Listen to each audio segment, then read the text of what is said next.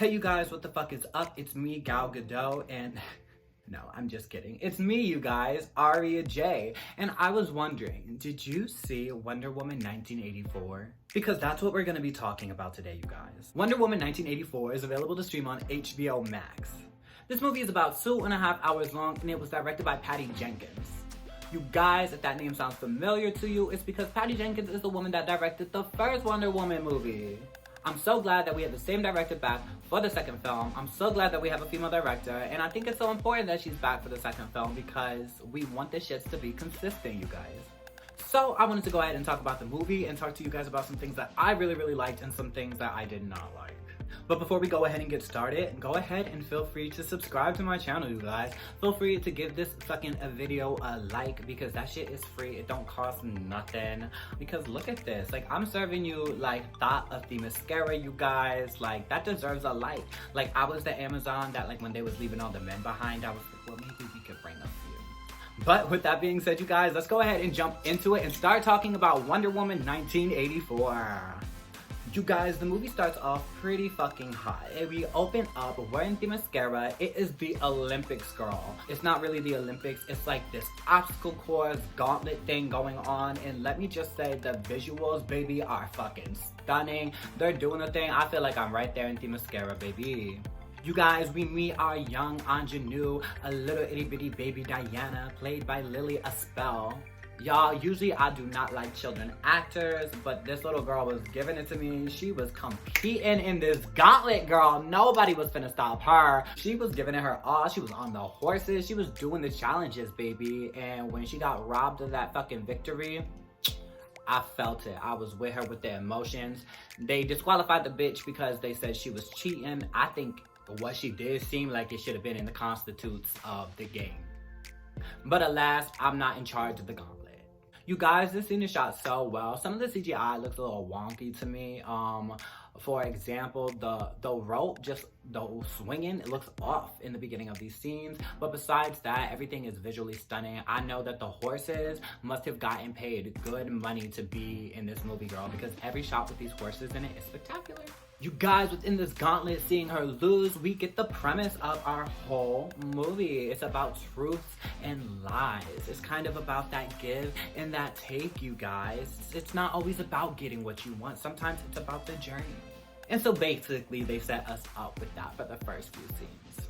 You guys, I want to go ahead and take a second to let you know that Hans Zimmer was the music composer for this movie. And he did the thing, baby. He really fucking did, because the music was taking me through. The music in this movie is done so well, you guys. Hans Zimmer worked with Elton John to do the musical composer for The Lion King, and the music just takes you on a ride. You know, when like shit is sweltering up, you feel like it's sweltering up. When, you know, there's a lull in the movie, just the orchestra, the strings, the cellos and shit that I'm sure they had really just helped move this movie along in such a beautiful way, you guys.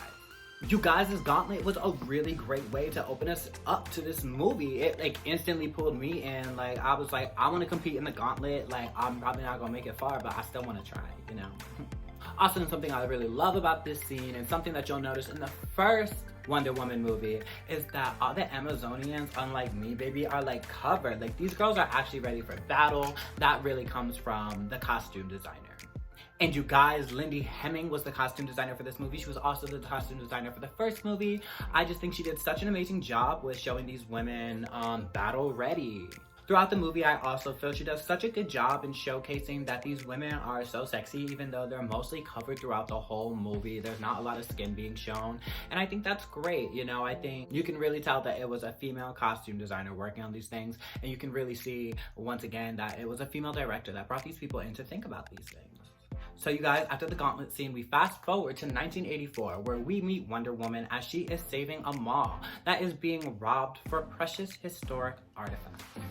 Why are these artifacts in a mall, you ask? I don't know. Wonder Woman comes in to save the day, and this scene to me is so fucking hot, you guys. I was so interested to watch this scene because it's gonna show us how Wonder Woman is gonna move through this fucking world, you guys. When I watch movies like this, I'm always so interested to see how these characters are going to physically move. You know, I heard a podcast with the director of Atomic Blonde talking about Charlize Theron doing her action scenes in that movie, and something they thought about was the fact that she's a woman, so everything she's doing in that movie, she's using her own body weight to throw punches. She's using the surrounding areas to attack these men because she is a woman, she's smaller. So I'm very interested to see what ways is Diana gonna be fighting in this movie. Right off the bat, the combat is hot, you guys. Wonder Woman is giving it to us. Something I instantly noticed about her combat style is like she's always like trying to keep bitches safe. She's always like worried about getting someone to the next place. And also something I really liked about the fighting scenes in this movie is that they seemed almost whimsical. There's something about the way Diana does everything with such poise and such grace, like me, that just really lightens up the mood in all of these fighting scenes. You know, she throws that little girl into that teddy bear just to save that bitch, and that's like a perfect example of shit being whimsical. And you guys, this is now our third time seeing Gal Gadot reprise her role as Wonder Woman, and I've got to say she's really fucking grown on me. I'll admit, when she first got announced to be Wonder Woman, I wasn't too fucking happy about it, you guys. I was a little skeptical. I was like, what's this pretty bitch gonna do, you know? Because sometimes us pretty people, we're not always well-rounded. You know, I am, she is, clearly. But, you know, that's not always the case, so I was a little skeptical at first. But by now, I'm really starting to like her. I think she's my Wonder Woman at this point, you guys. Like, how cute. So you guys, a few scenes later, we are introduced to Dr. Barbara, aka Cheetah, aka Kristen Wiig, you guys. You know, I was super happy when they announced Kristen Wiig was gonna be in the superhero movies and Wonder Woman, that she was gonna be Cheetah. I was really excited, you guys, because I love Kristen Wiig. She does amazing on SNL. I love her in all the movies she's in. I think she's a really great writer. I think she's a really great actress. And you know what, you guys? I think she did a pretty good fucking job in this movie. We meet Barbara, and apparently she is the new girl in the office, you guys. She just applied last week, and now she's here working with Gal Gadot, working with Wonder Woman at this museum, at this archaeology, you know, place. Even though Dr. Barbara has only been here a week, the FBI thinks that she is the woman that is qualified to do the research on all the stolen artifacts that were from the mall robbery. You guys, the FBI is interested in one item in particular. It is the Philosopher's Stone. And basically this stone has the ability to grant anybody's wish.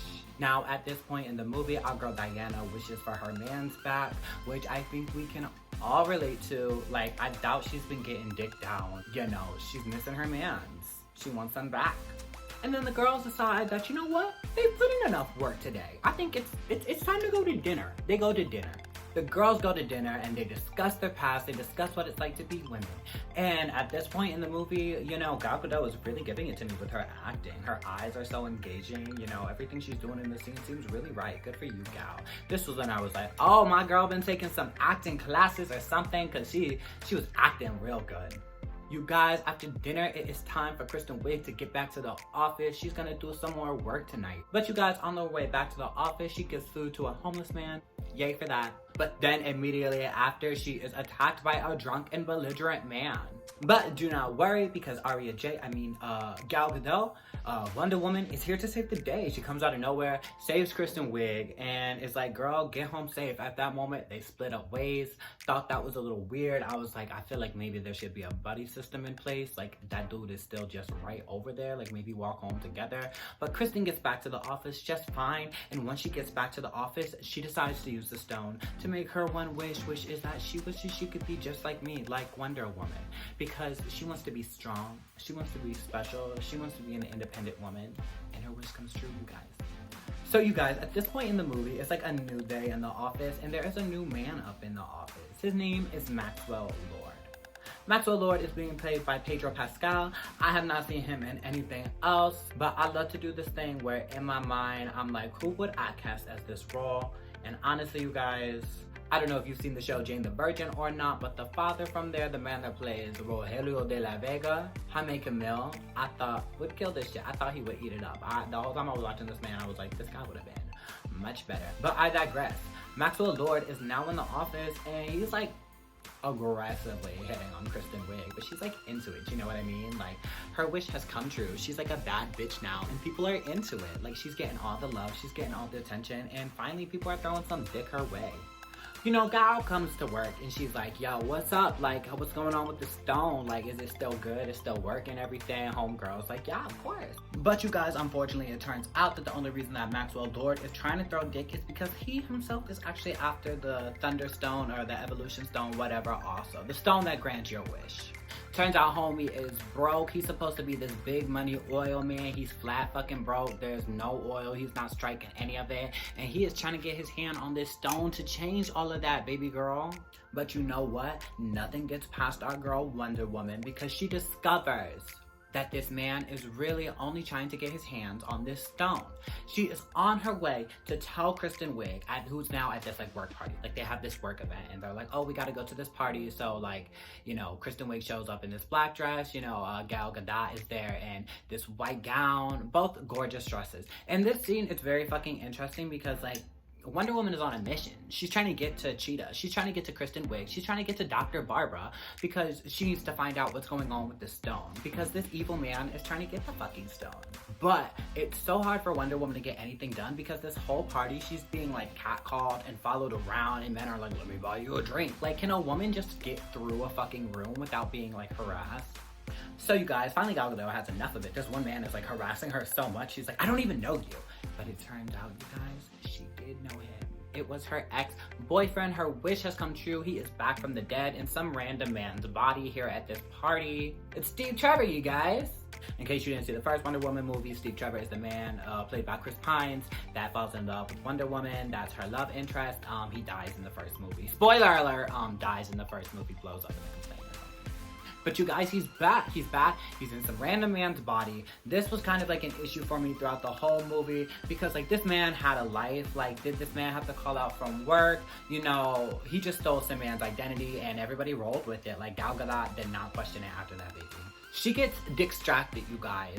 Distracted is when you have a mission or you have a goal and you do not get to finish that mission or goal because dick got in the way of it. Gal Gadot is distracted by her man being back. Once again, can't blame her. Any of us would do the same thing in this situation. And she completely abandons her mission to go check in on Kristen Wiig. Meanwhile, Maxwell Lord is checking in on Kristen Wiig because he's trying to check in on that pussy. Not really. He's actually just trying to check in on this stone.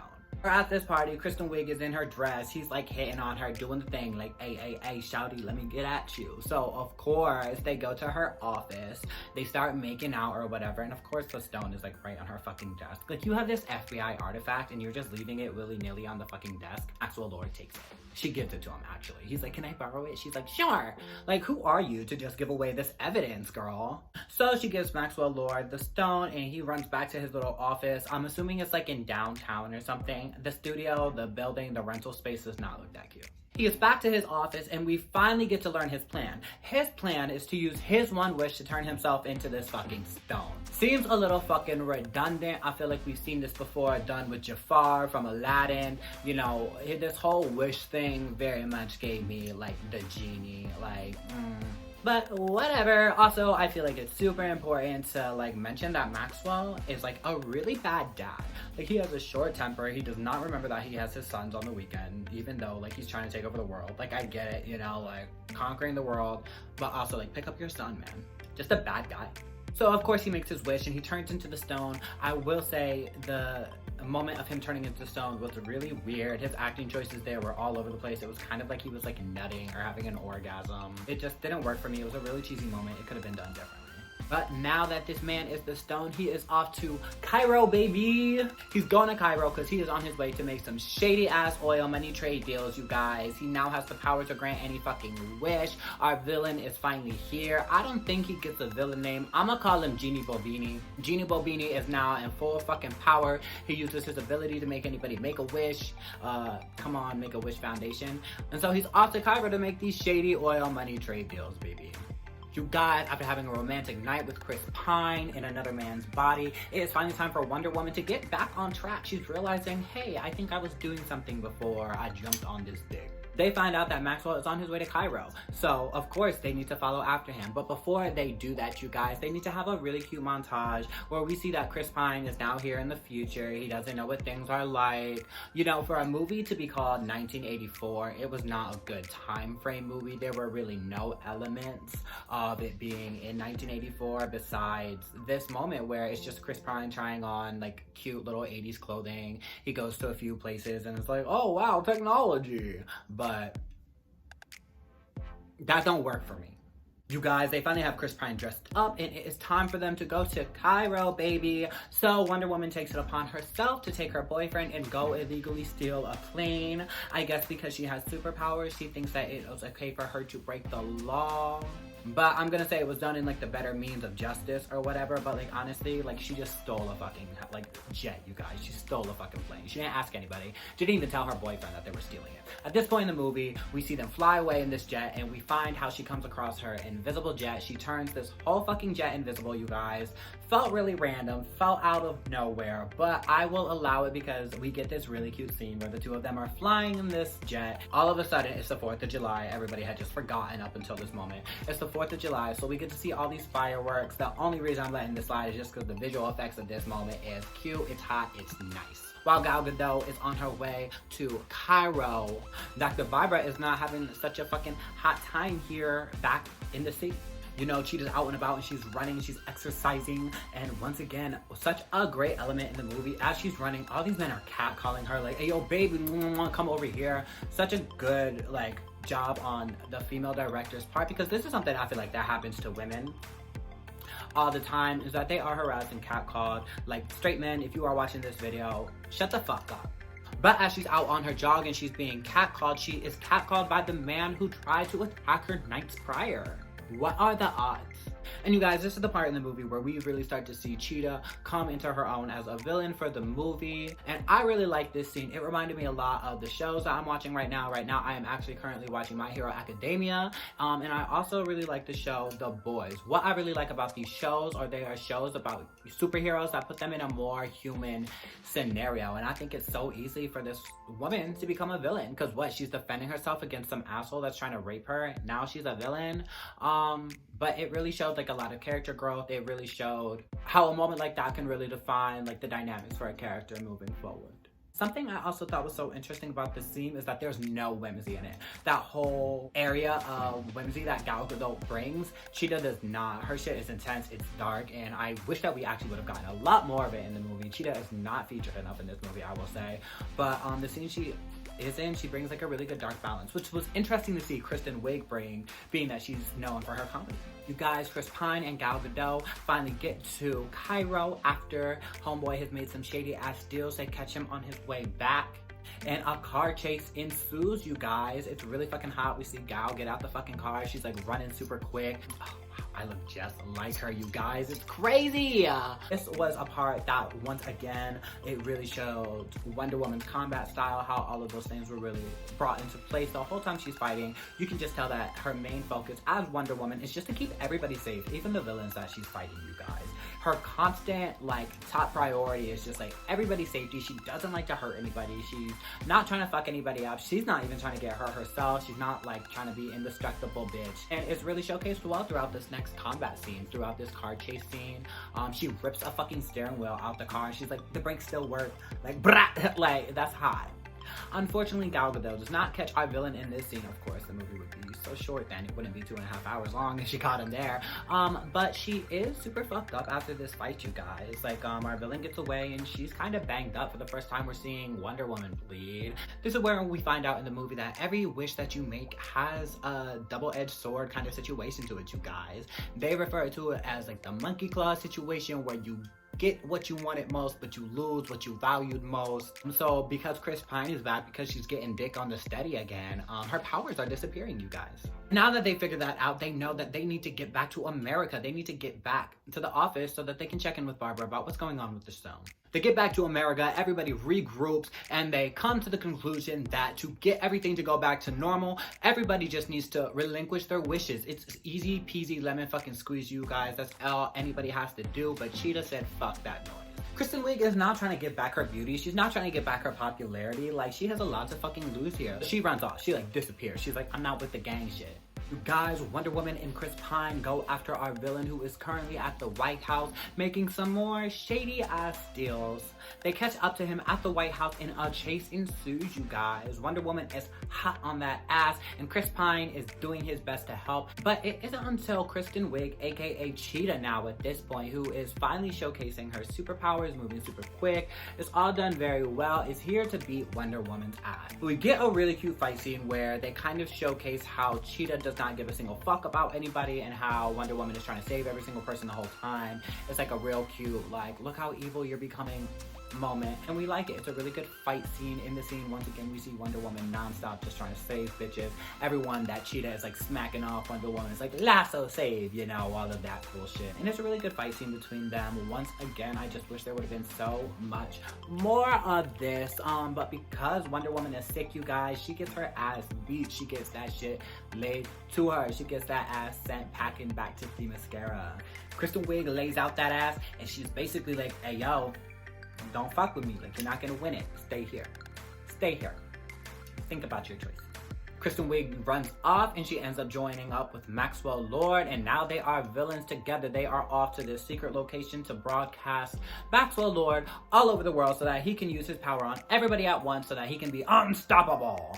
Here in the movie, you guys, Gal Gadot kind of has to like relinquish her wish. She realizes that to save the day, to help everybody, that she has to give up Chris Pine. Because at this point in the movie, you guys, like, shit is fucked up. Like, there's nuclear weapons going on. Like, bitches is just acting crazy because Homeboy starts broadcasting. All these wishes start coming true. As sad as it is, it's time for Gal Gadot to give up that dick. It's time for her to relinquish her wish, and it's goodbye to Chris Pine, who really did not add anything to this movie at all, unfortunately.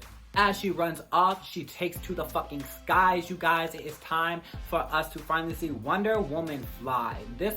Everything that is done in the air, any moment that Gal Gadot was in the air, that Wonder Woman was flying, is so fucking visually beautiful, you guys. I love the way that they had her start to fly, kind of, you know, like a plane-ish. I thought that, in my mind, I was like, oh, she's a plane, like, because he's a pilot. He helped her fly. So I thought the symbolism was really cute. The shots are very stunning here. They got all of the shots for these. It just looks gorgeous, you guys. She is on her way to stop the bad guys, to stop the villains who are now broadcasting all around the world, causing fucking chaos.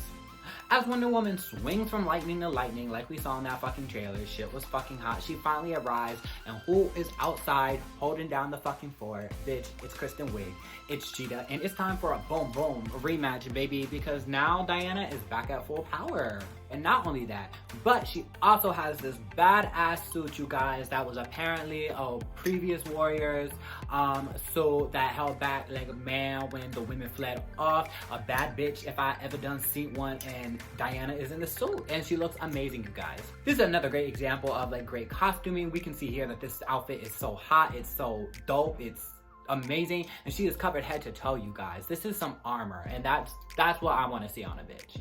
We have the fight scene, you guys, and it is a really good fight scene between Cheetah and Wonder Woman. I honestly think that everything looks amazing here. The lasso looks fucking perfect. The CGI with Kristen Wiig as Cheetah, she looks so fucking phenomenal. They just did such a good job with that. I wish we would have gotten to see a little bit more of it close up, maybe not in such a dark setting, but the fight is amazing, you guys. They are swinging, they're fighting in the air, they're fighting on the ground, they're fighting in the water. It really has every kind of element I think you would want to see from a fight scene. It's just a really fucking good fight scene. Like, I could watch it again. They had their rematch, and this time Diana mollywops that ass, you guys, and it's time for her to move on to the main villain. This is where most of my fucking issues come from. Diana comes in, she tries to stop Maxwell Lord, you guys. You know, he's broadcasting to the world, but she shows him that his son is like in danger at this point, which, like, no duh, bitch. Like, you got nuclear bombs going off all around the world. You didn't know your son was gonna get hurt. After he like beats her ass some, she kind of just cries in a corner, shows him the truth. He sees the truth. He finally realizes that what he's doing is bad, that he's been a bad father, that he's not helping his son, and he just leaves. Nothing stops him. He just relinquishes his wish and walks out the door. Diana sits there and watches him walk out the door. This was a part in the movie that did not make sense to me. I do not like that all it was like a pep talk. All it was like the little lasso of truth. I mean, like I said earlier, the whole premise of the movie was like truth and lies and justice and give and take. But fuck that noise. Like that, I don't get another action scene. She's just gonna like do that. I was very disappointed. I was very let down, you guys. No, after that, everything just resolves itself. We really don't get too much of an explanation. You know, Wonder Woman is just like, everybody give back your wish. Think about everybody else. And I know for a fucking fact that I would not have relinquished my wish. Let me tell you guys something. If this happens in real life, if someone starts granting fucking wishes, I guess it's y'all gonna have to deal with it because my shit's staying. Now that all of the wishes have been relinquished all throughout the world, everything just goes back to normal. The missiles disappear, the nukes disappear, everything that was evil just goes away and everything goes back to normal. That's kind of whack as fuck. I hate movies that just have like a quick 5-minute resolve and just put a bow on everything. That was really annoying to me. I thought it was such a good movie that it should have had more of a conclusion. We see Kristen Wiig now just back to being Barbara, sitting on some rocks that she got her ass beat on, and she's back to being human. And we see Maxwell go meet up with his son and hold him and apologize for being such a shitty father. I still feel like maybe he should have been arrested. Maybe police should have shown up to arrest Kristen Wiig. I'm not gonna say arrest Wonder Woman for the plane that she stole, but maybe like legal proceedings should have taken place there. And that's how the movie ends, you guys. So overall, you guys, I think Wonder Woman 1984 is a pretty decent movie. I thought it was better than the first one. I really love how we've seen Wonder Woman grow and come into her own as the Wonder Woman that we all love. Gal Gadot has done such an amazing job with her acting. She's grown so much as an actress. She was so present in every single scene. I thought it was really amazing. So overall, you guys, if you have HBO Max, or if you know somebody that has HBO Max, or if you can like just possibly get someone's password, or do a free trial. Do like a free trial for a month, you guys, and like just watch it, because it's a pretty good movie. It's worth a watch. With all of that being said, those were all of my thoughts and opinions on Wonder Woman 1984. I pretty much enjoyed the movie overall, you guys, but I really want to hear what the fuck you guys thought. So go ahead down below in the comments. Let me know what you guys thought about the movie. Did you like it? Did you hate it? Do we need a third one? Does DC suck? Are you more of a Marvel type of bitch? Let me know, you guys. I'm so excited that I got to make this little video for you guys, and I hope you guys enjoyed it. My name's ARIAJAE, the official stunt double for Gal Gadot, and that's it. Bye.